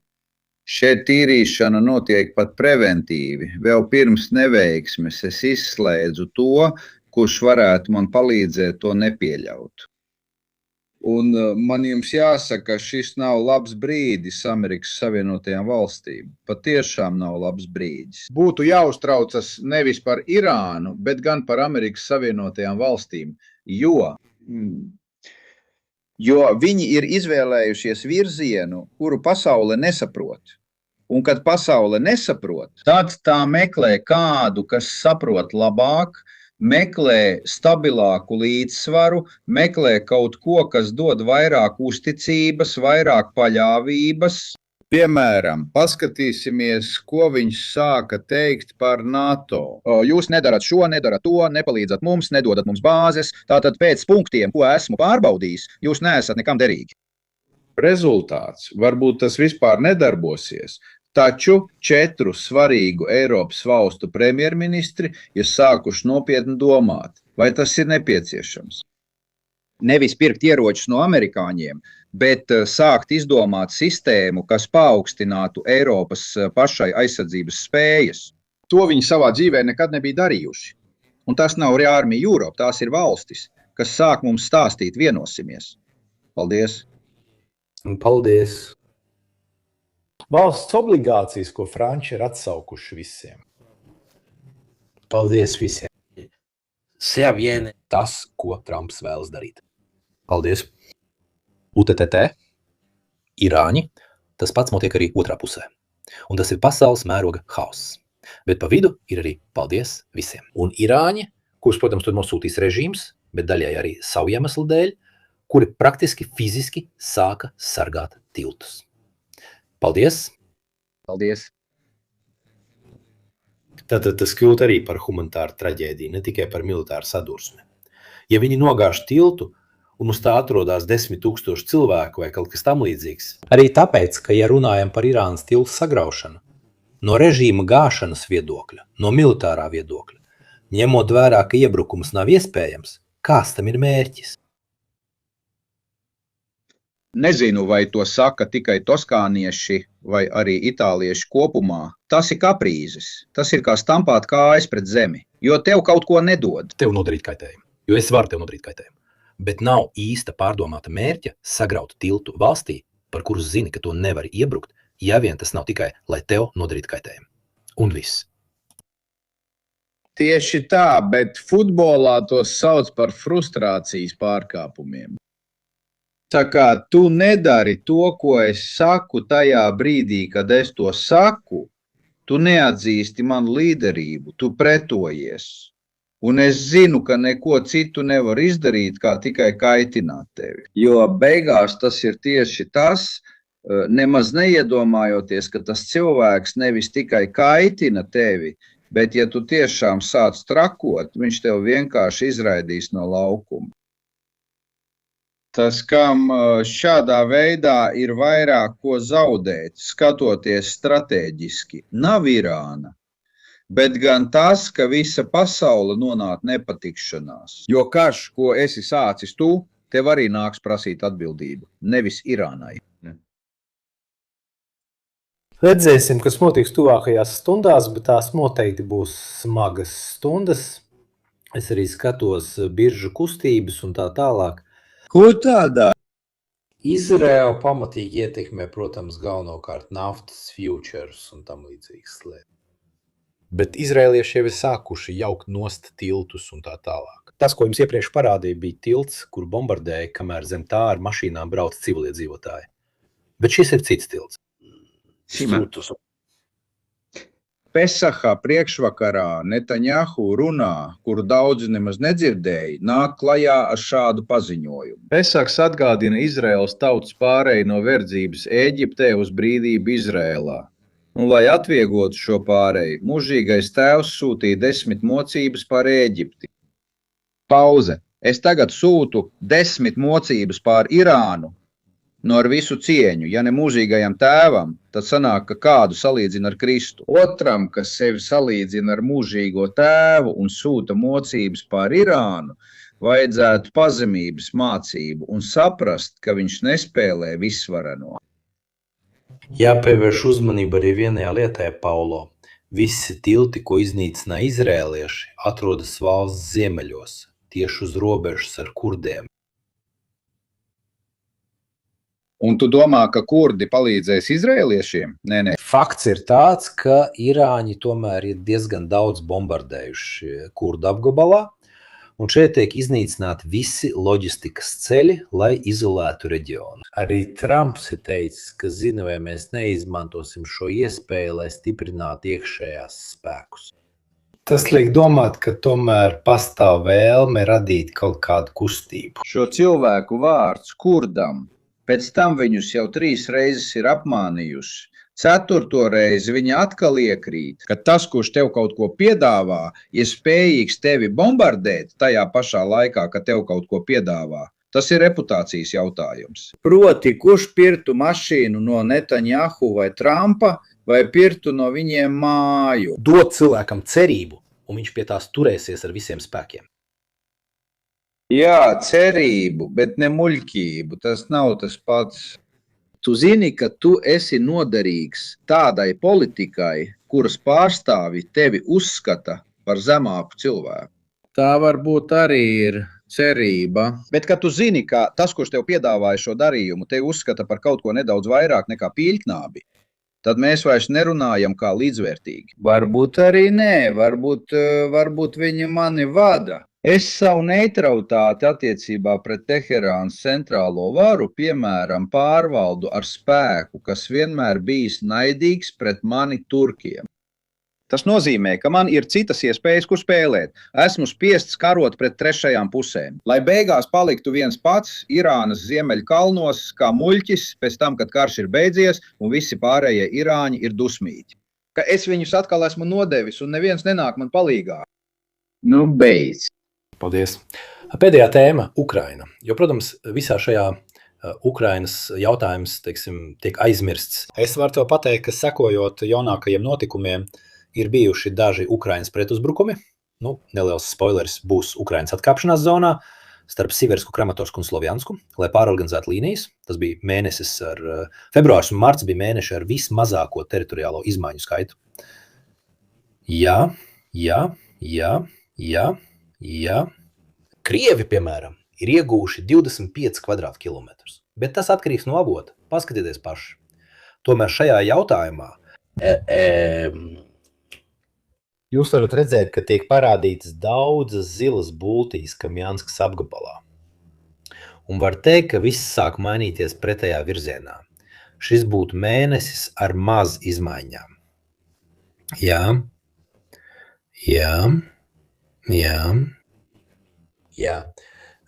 No iekšējiem avotiem ar šo savienojumu, jo šī zona, kā redzat, jūs par izvirzījumu, tāpēc tā ir bīstama. Ģenerāli, abi mēneši ir bijuši īpaši lēni no abām pusēm, ar dažiem mēģinājumiem, kas abām pusēm neizdevās. Jo 2 ukraiņi mēģināja pie Kriščinas kopā ar Skalu, un pirms tam Krievi virzījās uz Imānu. Tā ir kļūst par ļoti lēnu karu, vēl lēnāku nekā tas, ko jau bijām redzējuši 2024. un 2025. gadā. Un esmu pamanījis, ka nav ielas intereses. Jā. Ģenerāļi, valstis, mēneši ar militāristiem, blogeriem, Telegram un tā tālāk. Par to, ka tagad Krievijā, ja vēlies izmantot LinkedIn, tev jāizmanto VPN, jo Telegram ir bloķēts. Un tāpēc daudz cilvēki ir noguruši, viņi to tieši raksta. Pietiek jau 5 gadi, mēs cīnāmies šajā karā, nekur netietām, teritoriālajā.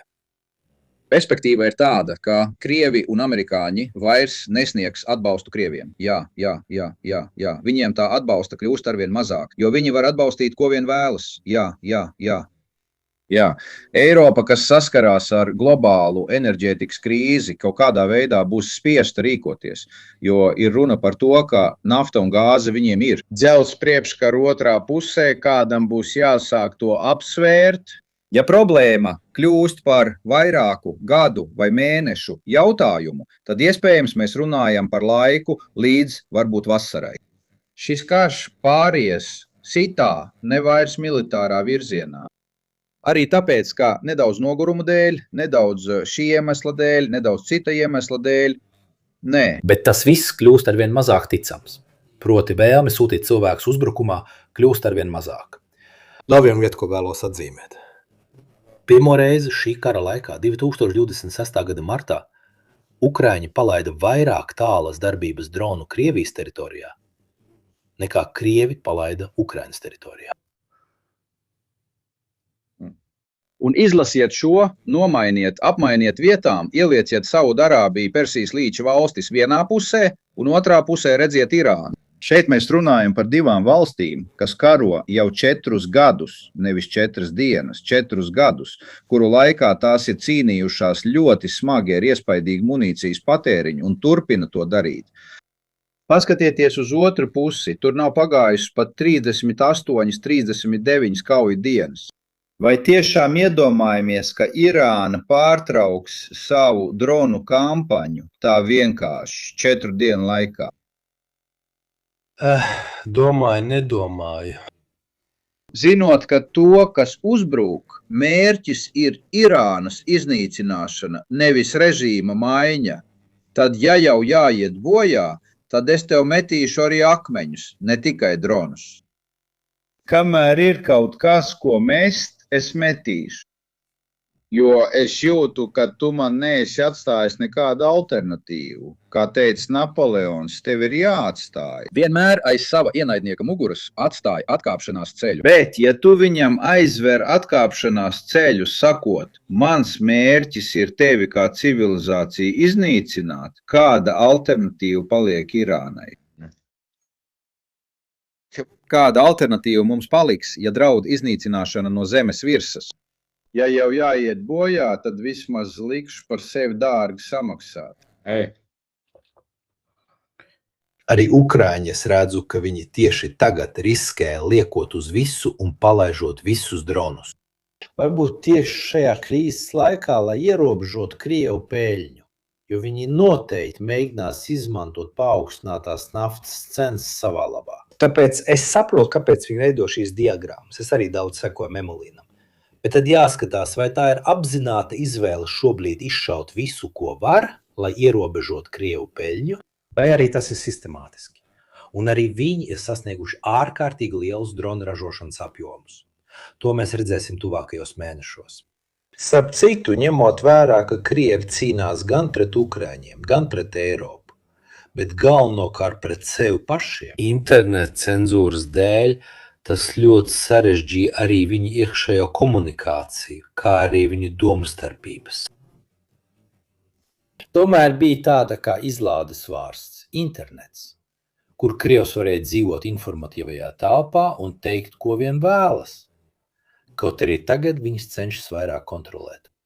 Starp citu, tas man pak mazliet uzjautrina, jo, lai pateiktos šī vakara sponsoram NordVPN, uzminiet, kura ir viena no visbiežāk izmantotajām VPN, lai apietu Krievijas cenzūru. Tieši NordVPN un citas VPN formas. Jo tas ļauj īpaši Telegram bogosfērai un citiem brīvi izteikties. Un es jums apliecinu, ka viņi kļūst arvien asāki. Es esmu redzējis viskarstākās lietas, ko raksta Krievu militārie blogeri.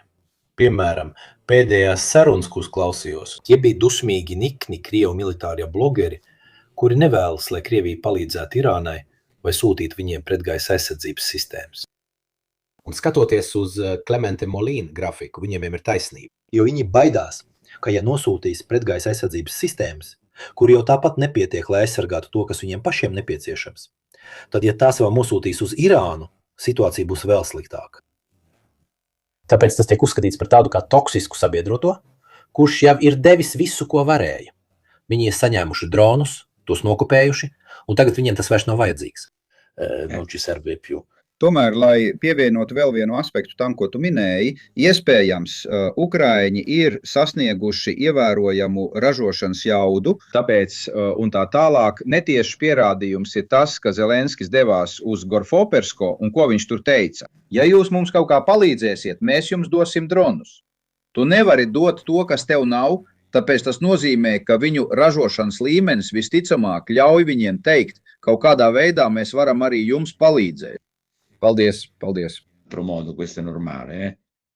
Tas varētu būt netieši pierādījums tam, ka Ukrainas rūpniecība kaut kādā veidā ir sasniegusi apjomus, kas ļauj viņiem darīt to, ko tu tik labi parādīji. Tomēr atgādinu, vienmēr atcerieties, ka šis dronu karš ilgst jau 4 gadus, nevis 4 dienas. Un vārds gads attiecas uz dronu karu. Golfo, ja amerikāns to pasaka, tas ir tīrs terors, tas ir īsts terors, un tas ir tas, kas mani mazliet satrauc. Jā, ir nedaudz iekšējās informācijas izmantošanas un tā tālāk, mazāk nākotnes līgumos par naftu, jo iekšējo informāciju tur var izmantot. Tu zini, ka tas tūlīt uzsprāgs. Bet ar nākotnes līgumiem tiem, kas zina, ka pēc dažiem mēnešiem cena būs augstāka, tas jau ir citādi. Tāpēc pievērsiet tam uzmanību. Tie ir paralēli tirgi, vai ne? No tiem, kas dara, ka kaut kas tūlīt notiks, un tiem, kas pērk nākotnes līgumus. Tie, kas pērk nākotnes līgumus, nav tik optimistiski, un tie pieaug.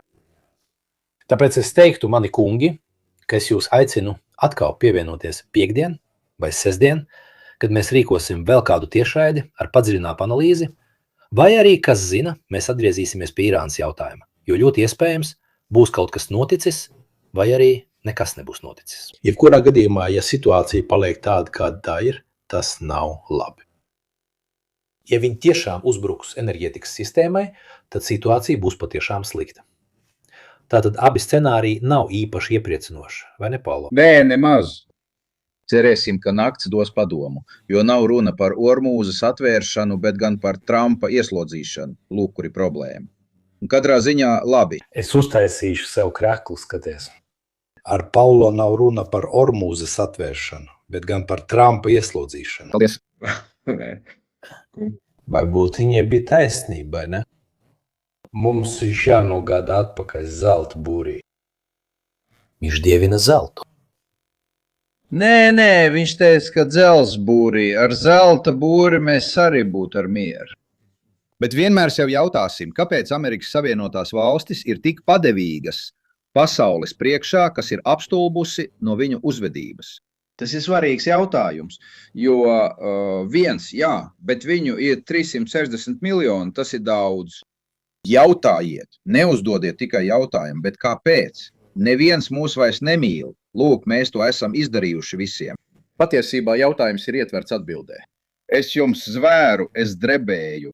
Rīt no rīta es būšu raidījumā Restart kanālā Rai 3, un es nedomāju, ka man būs tik daudz laika, lai tik atklāti runātu ar tevi vai ar tiem, kas mūs klausās. Nu, tev būs sava iespēja. Tev būs jāizsaka viss īsi, vai ne? Jā, es runāšu bez patskaņiem, tikai ar līdzskaņiem. Līdzskaņi. Pārējos patskaņus jūs paši mājās pielīsiet pēc izvēles vēlāk. Sapratāt? Apstākļi vārdi. Nekādu. Es lieku darbības vārdu nenoteiksmē, un tad tēloju lielo priekšnieku, nu labi, tiem, kas atcerās. Čau! Čau visiem, ar labu nakti! Ar labu nakti, čau!